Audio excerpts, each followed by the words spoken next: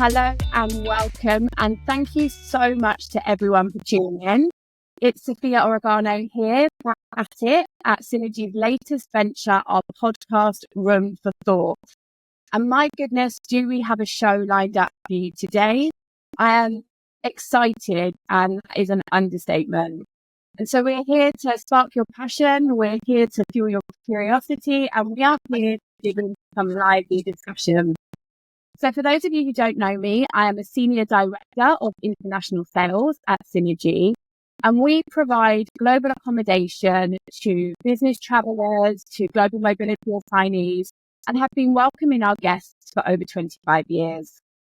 So India is extremely close to my heart, and it's extremely close to Synergy's heart. And so today is really going to be centred around this wonderful country. And for those of you who have listened to the other podcasts, it's really around kind of what's been driving the demand today. But this podcast is really going to be about the future and what can we expect as we move into 2025 and beyond. And so what are the key factors that are really playing a key part in travel programs, and how together do we make them a success? And so without further ado, let me introduce you to my wonderful and esteemed guest. Ajay, welcome to Room for Thought. Please give an introduction. Thank you so much, Sofia, for having me on this platform. My name is Ajay Bhatt. I work for Godrej Industries Group, based out of Mumbai in India, and I've been with this group for over 12 years now.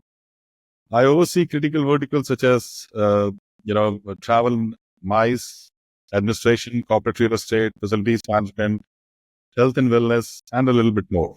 Godrej Industries, operates across diverse sectors, which includes your consumer products, chemicals, real estate, agriculture, and finance. My career began with the hospitality industry, with an experience, in the esteemed brands like Hyatt and Taj Hotels, before transitioning to a corporate role at Reliance Industries in 2004. So travel is both my passion and a significant portfolio in my current position, which fuels my enthusiasm, like exploring destinations across the globe.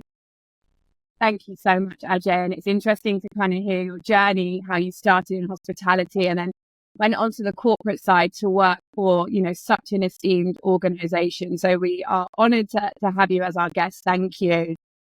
Over to the wonderful Jyoti Varma. Please say hello.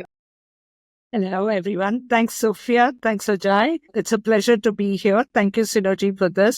And Ajay, it's lovely to share the screen with you. You're a wonderful person, so it's amazing. And just to give a small brief, I'm also been in different verticals. I've had the luxury of working with the airline. I've worked with TMCs. I have done some work with GDS, technology companies, with the OTAs, some part of it on apartments, long stays, service apartments, and a consulting bit of it. So just been there. It's been a happy place. For me, this is more than a job. It's my passion. So maybe that's why I enjoy it. Thanks, Jyoti. I think we've been speaking for about 5 minutes and the word passion has come from each of us. So hopefully that really shows as we kind of move through this conversation in terms of business travel. And I think, Joe, your expertise is so broad, right? You really have been involved in so many different elements of business travel in its entirety. And so just excited to kind of hear your thoughts as we move through today. So with that in mind, let's talk about the future. Let's talk about the business travel industry. What are the key factors that you believe will shape the future? And Jyoti, I'm gonna start with you if that's okay. So, Sofia, India is in a very good position right now. Believe me, the kind of businesses that are happening, every day there's a new requirements coming in. Earlier, the business was only about flight and hotel. Today, we have even private charters. We have the transport, cruises. So the whole business travel has changed its dynamics. It's no longer just about providing a ticket or providing an accommodation.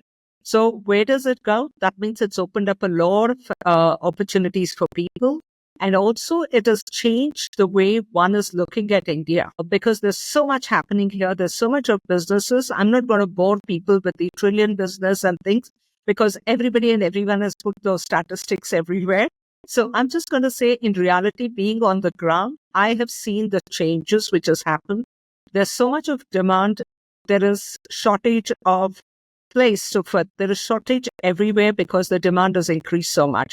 So where do we see the business travel? I see we are in a very good position. If anyone wants to expand their businesses, India is the market they should be in. I'm not pitching for Indian market, but that's how it is. There is a huge, and also the environment has changed. It's no longer booking through one vertical. There is multiple platforms that's going. So I think we are seeing a huge change because each generation of ours is facing a different kind. So that's where I have to say is it's a good place to be.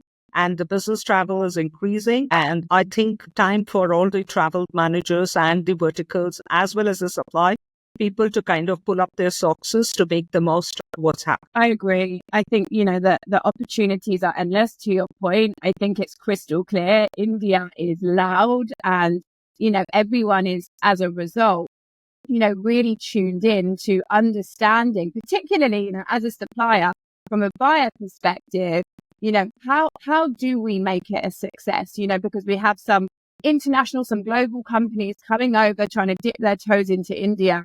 I think it's so exciting, particularly around, all the different services within the business travel industry. So thank you so much, Joe, for that. Ajay, if I could move that question over to you, please. So I think I agree with Jyoti and you also. See, the business travel, this business travel industry is experiencing actually a robust recovery post-COVID, right? With companies actually resuming face-to-face meetings and, interactions and collaborations, which has increased quite a bit. And I would rather say this face-to-face and in-person collaboration has gone much beyond than what it used to be before the COVID also, right? So that's how it is. And the organizations also realize and recognize the importance of fostering relationships, driving innovations, building client trust.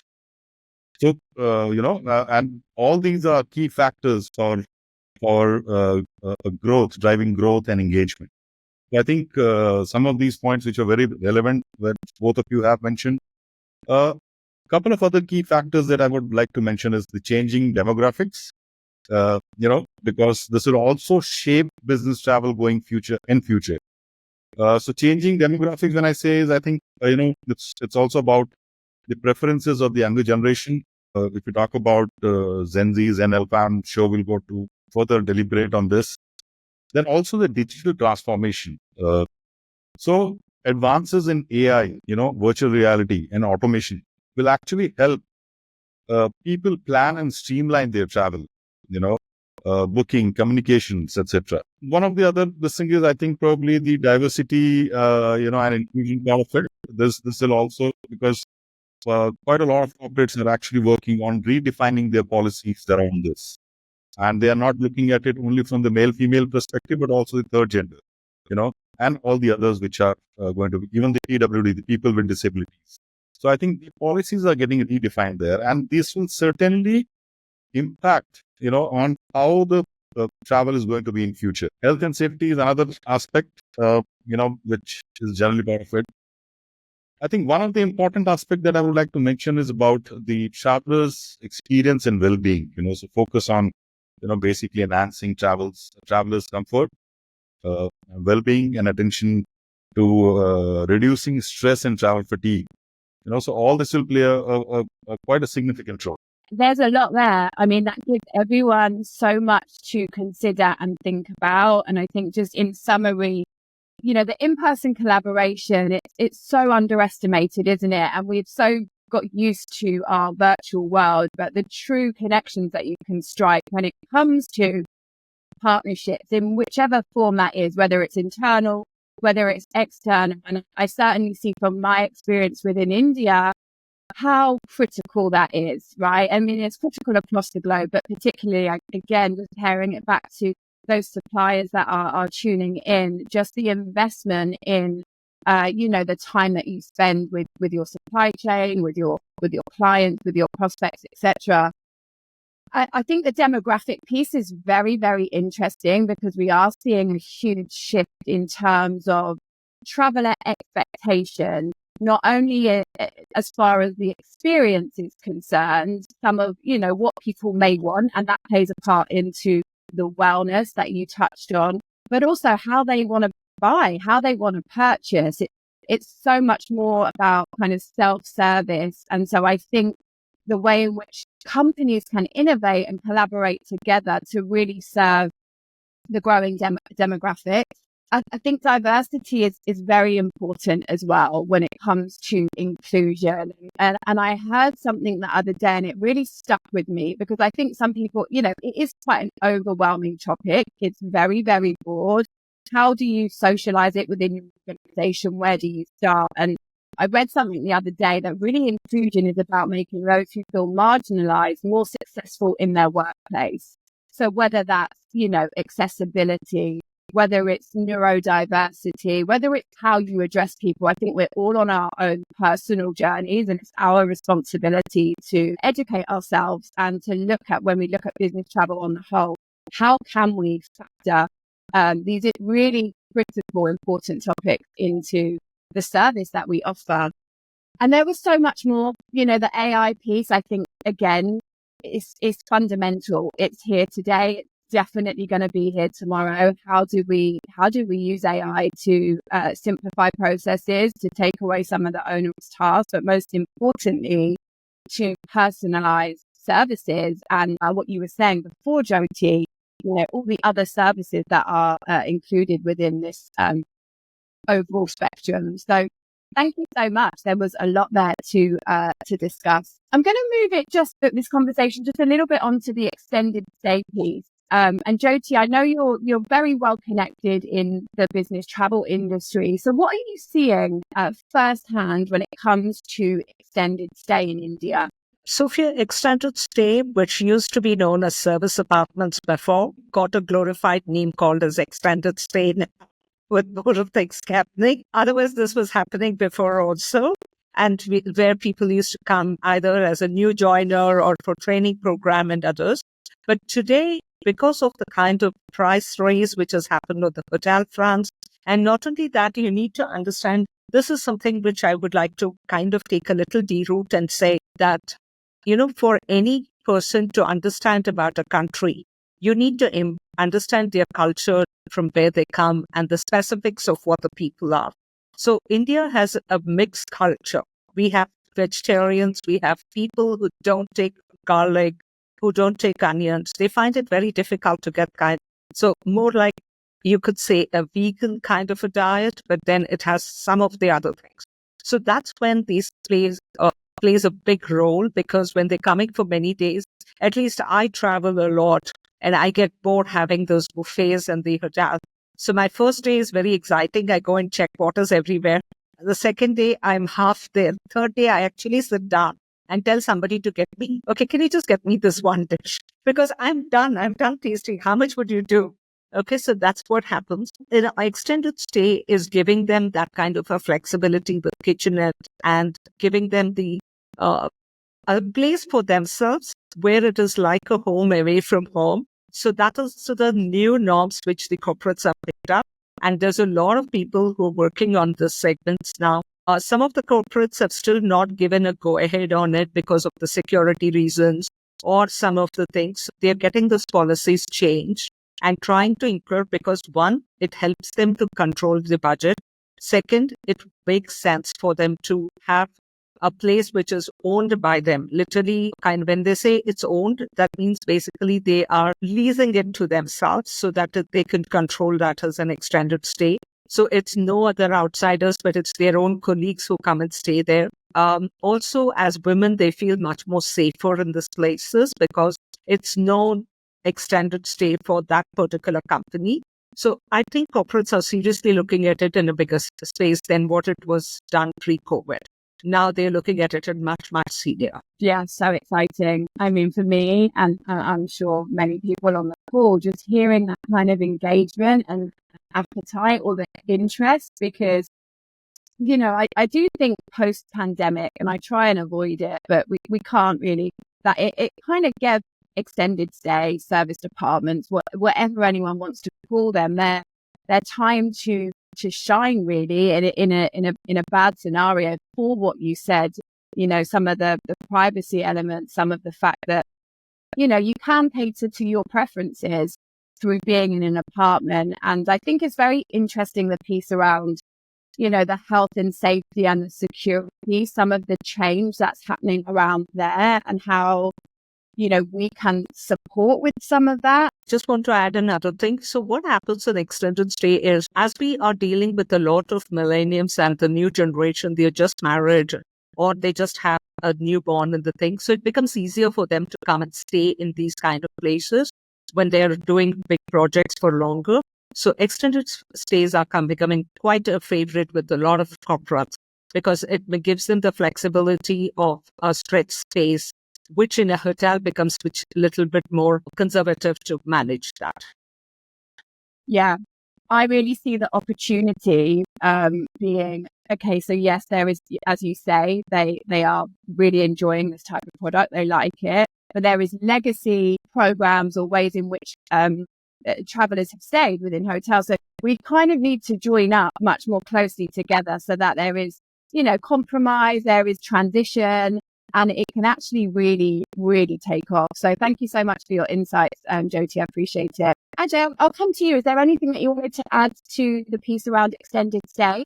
The extended market in India is actually, experiencing a promising growth, I would say, because if I look at it, for past 5 years and now, this segment is gaining traction, as it offers, like Jyoti mentioned, a home-like environment, right, that appeals to both corporate travelers also, the expats also, who are on a longer side, right? So that is well suited to that. So this particular accommodation demand, other than MICE, is also, if I look at it and we all look at it, could be for the medical tourism also. In hotels generally we see, you see that there is there are certain challenges if you talk about the medical, this thing. So, but in these kind of apartments, I think the medical tourism is well suited. Another demographically, if I have to say, this is also increasing mid class. I mean, especially this classification system in India. So, if I have to talk about that, then the middle class demographic, also is is actually looking at these kind of accommodations in India. So the extended stay accommodations. There are so many other factors, but extended stay. Overall, the extended stay, has a potential for a rapid growth, and if the hotel operators continue to charge us ridiculously the way they are doing today, I think this segment is going to, thrive and grow forward. Yeah. The medical tourism piece is very interesting because we're also, I know we're talking predominantly about India. We are seeing a lot of Indian travelers coming out of India as well from that medical profession. And there is really a preference towards extended stay accommodation. And so I don't want to put you on the spot, but with that increased appetite, with it gaining traction, is there any words of advice that you would give to the supplier community in terms of really, an opportunity they may have or how to make that traction, how we can continue to grow? Is there anything that you would want to share? So what I would feel from a supplier side, the suppliers will need to be a little more agile and flexible and probably have a custom fit product. Each one would have a different product requirement, right? I think the suppliers will need to define certain aspects where they can customize the product for a requirement. I think that's one thing which is very, very important. Then there are so many other aspects to it. I mean, see, demand for the apartment style amenities is also, kind of going up. So which means, do I have a fully equipped kitchen? Do I have within my apartment? Is there a separate eating area and is there a separate living area? Is there an access to amenities like fitness centers and swimming pools?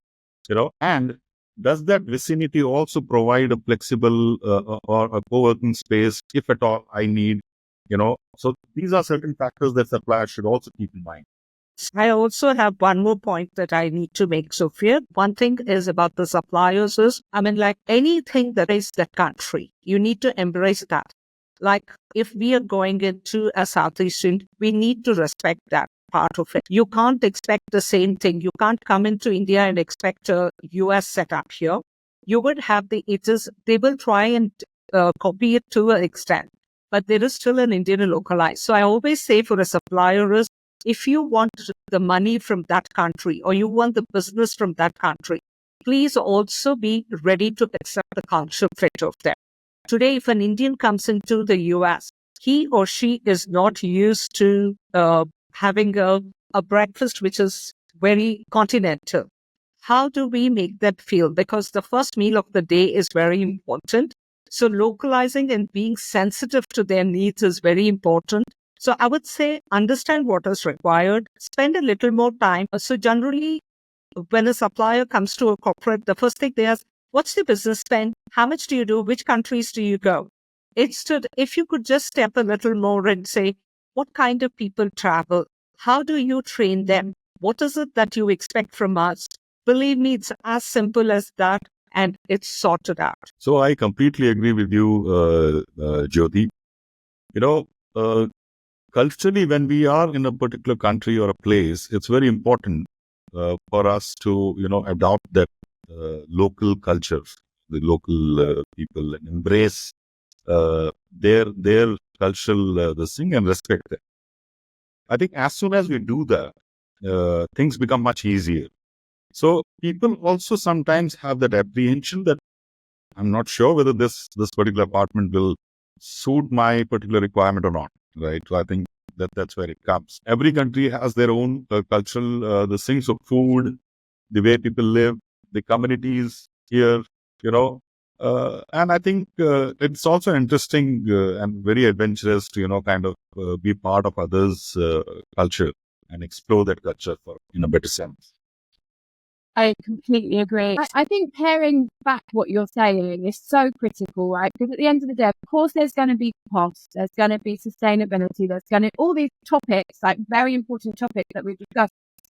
But ultimately, as a travel buyer in whatever capacity, you want your travelers to be happy. And I truly care about making sure that we understand, to your point, Jyoti, like, let me understand your audience, and everyone might be a bit different, and how can we cater to them? So I think it's so valuable, and I think that's truly where you're going to, get good guest satisfaction, and the program will scale because people are happy, and that's ultimately what everyone is striving to be every day is to be happy. So brilliant. Thank you so much. I love that that whole discussion. As we sort of draw to a close, let's talk. I mean, we've spoken a lot about the future, but are there any final points that you feel that we maybe have not touched on that you would want to address as we kind of come to the end of the podcast?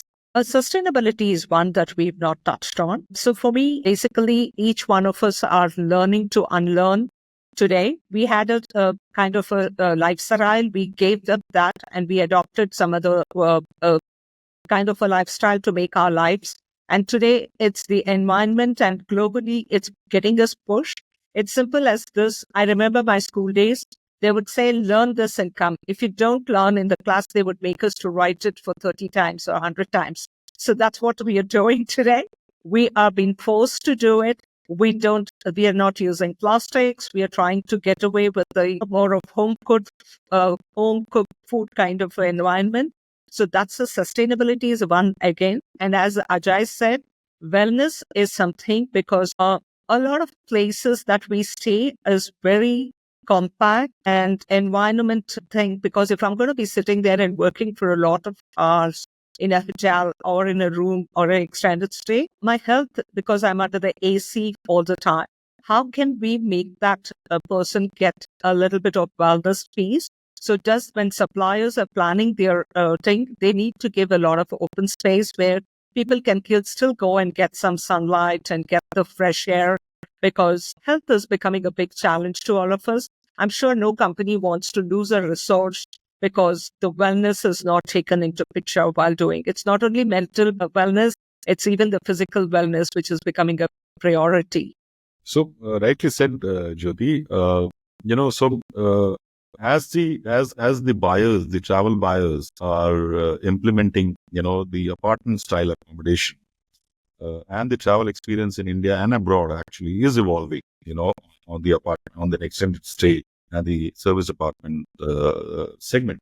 So this shift actually is also calling for certain opportunities, where the travelers could have that experience. With service apartments, I've realized that there is a greater choice and personalization which can. So offer so these kind of accommodations actually offer home like experience, and a slightly more spacious layouts, that includes kitchen and living area and all those things. And also provide the hotel like services, for example, the housekeeping or the concierge, or some other of those. So it's like having the best of both the worlds, and where the traveler is able to kind of experience that.